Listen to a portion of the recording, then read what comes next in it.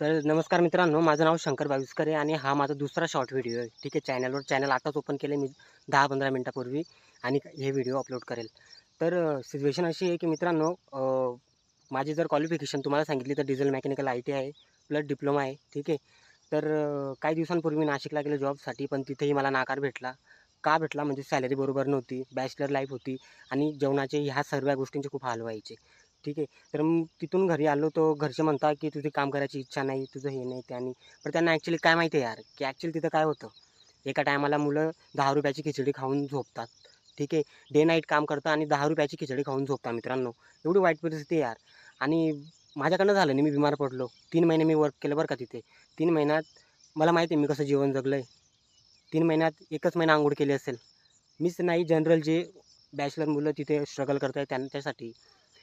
त्याच्यानंतर टिंबे जागा आहे इथेच, त्याचा स्पॉट नाही सांगत. तिथे मी कॉन्ट्रॅक्ट बेस्ड कंपनी आहे एक इलेक्ट्रिशियनची. तर त्यांचा कॉन्ट्रॅक्ट चालू होता रिलायन्सचा प्रोजेक्ट. त्याच्यामध्ये मी सुपरवायझर होतो. आता मला एक सांगा तुम्ही यार, आता जनरली आहे कॉन्ट्रॅक्ट बेस्ड कंपनी, कॉन्ट्रॅक्ट संपल्यानंतर तर त्यांना साहजिक आहे, त्यांना जावंच लागतं त्यांचे प्रोजेक्ट हँडल करायला.